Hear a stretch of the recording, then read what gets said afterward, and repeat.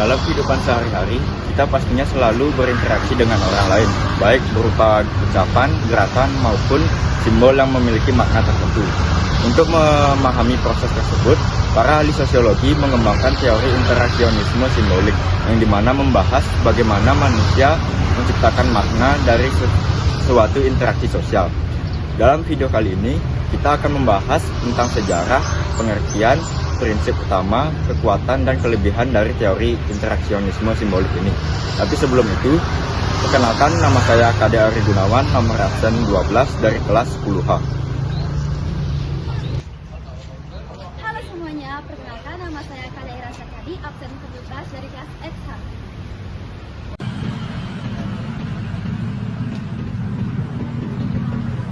Halo semuanya, perkenalkan nama saya Kade Devabrani Tayana, absen 13, kelas XH.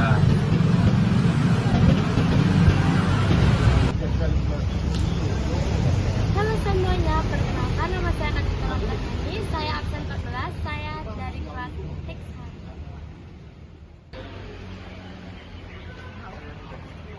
Halo semuanya, perkenalkan nama saya Inyoman Aung Nurlagiase, absen 9 dari kelas 10H. Halo semuanya, kenalin nama aku Kade Ida Hardiantini, nomor absen 15 dari kelas 10H. Di sini aku akan menjelaskan prinsip utama teori interaksionisme simbolik. Tuan, perkenalkan nama saya Ida Bagot Komarai Chandra Wijaya, saya nomor absen 10, saya dari kelas 10H. Nah, sekarang udah tahu kan siapa aja yang ada di kelompok kami. Sekarang langsung aja kita masuk ke materinya.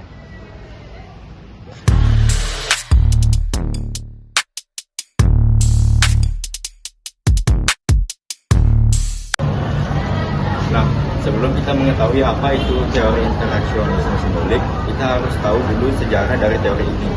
Teori interaksionisme simbolik berawal dari tradisi filsafat pragmatisme di Amerika Serikat pada akhir abad ke-19 dan dipelopori oleh George Herbert Mead, yang dimana menekankan bahwa identitas diri terbentuk dari interaksi sosial yang berlandaskan prinsip mind, self, dan society.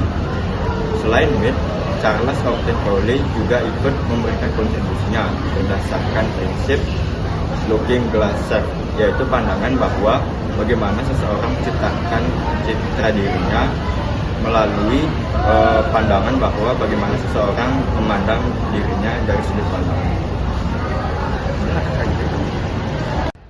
Nah, kemudian Herbert Blumer memperkenalkan istilah simbolik interaksionisme dan memperkenalkannya lebih jauh dengan merumuskan 3 prinsip utama. Pada pertengahan abad ke-20, teori ini banyak digunakan dalam penelitian sosial untuk memahami interaksi dalam keluarga, pendidikan, komunikasi, serta media.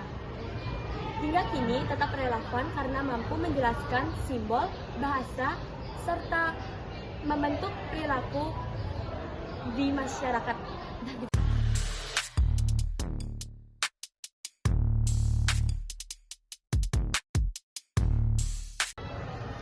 Pengertian interaksionisme simbolik. Interaksionisme simbolik menjelaskan bagaimana manusia menciptakan makna melalui interaksi sosial dengan menggunakan simbol.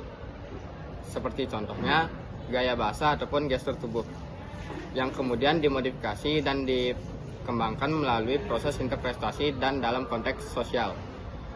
Nah, teori ini dipelopori oleh George Herbert Mead dan dikembangkan oleh Herbert Blumer. Ia berpendapat bahwa realitas sosial dibentuk melalui proses interaksi mikro antara individu.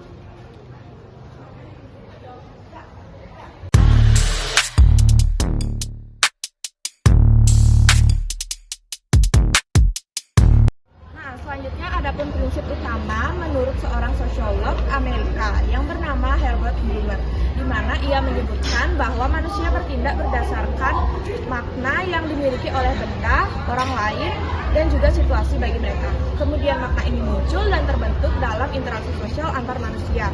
Contohnya, senyuman bisa saja bermakna ramah atau bahkan mengejek. Kemudian makna ini dimodifikasi dan ditafsirkan ulang melalui proses pemikiran internal individu. Selanjutnya ada simbol sebagai kunci komunikasi. Yang pertama ada bahasa, yang kedua ada gestur, yang ketiga ada tanda. Ini menjadi sarana penting untuk berinteraksi, memahami dan juga membangun realitas sosial. Lalu ada identitas diri terbentuk melalui bagaimana seseorang itu menafsirkan respon orang lain terhadap dirinya.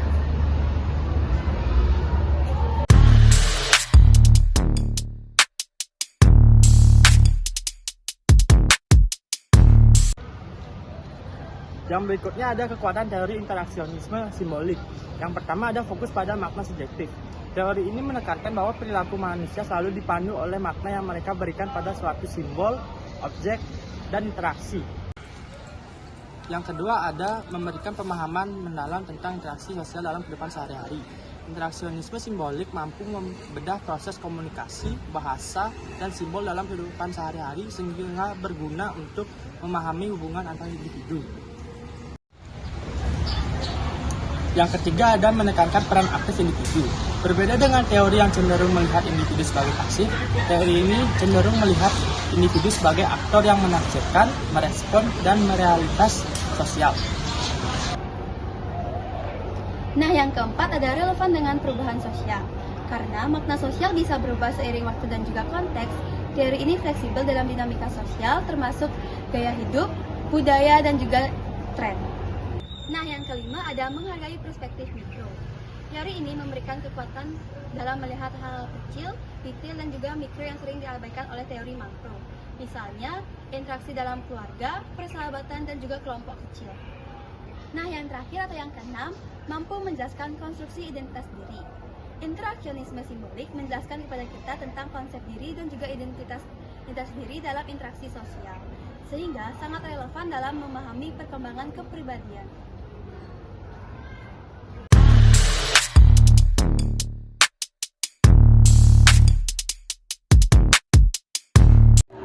Nah, yang pertama ada terlalu mikro. Teori ini berfokus pada interaksi sehari-hari dalam skala kecil.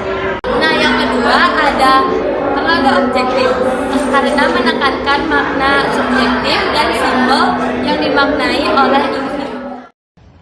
Lanjut ke yang nomor 3, kurang memperhatikan faktor kekuasaan dan konflik.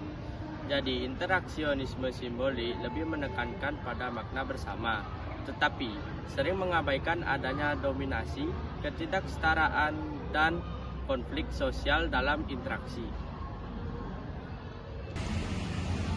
Sukar diuji secara empiris. Banyaknya konsep dalam teori ini seperti makna simbolik dan definisi situasi. Abstrak dan sulit diuji dengan metode ilmiah kuantitatif. Lanjut ke yang nomor 5, mengabaikan emosi dan ketidaksetaraan. Teori ini lebih menekankan pada makna yang disepakati oleh perilaku manusia yang juga dipengaruhi oleh emosi spontan dan aspek psikologis bawah sadar.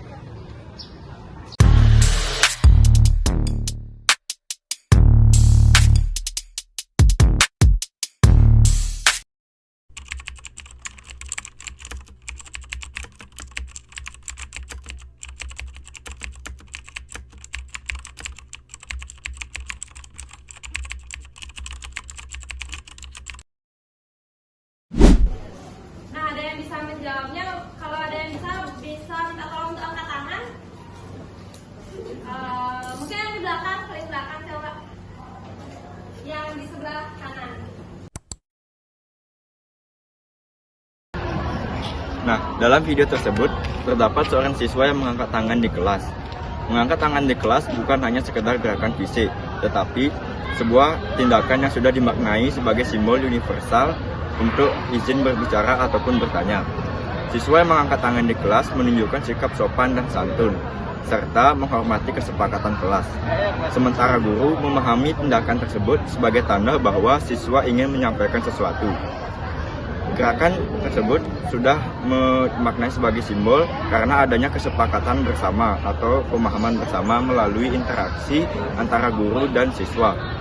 Tanpa adanya kesepakatan atau pemahaman bersama, Gerakan mengangkat tangan bisa saja dianggap sebagai gerakan mengangkat tangan tanpa makna tertentu.